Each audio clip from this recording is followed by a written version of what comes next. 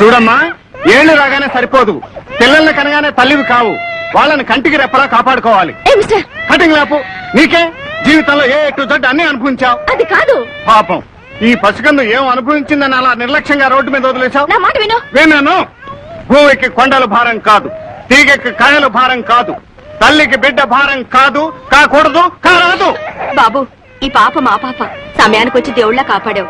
నీ మేలు ఈ జన్మలో మర్చిపోలేను.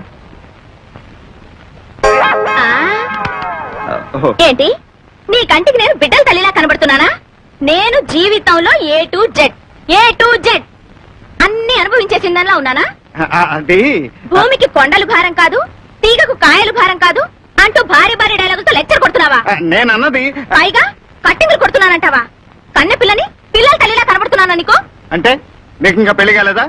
కాలేదు. అయితే పిల్లలు కూడా లేదా?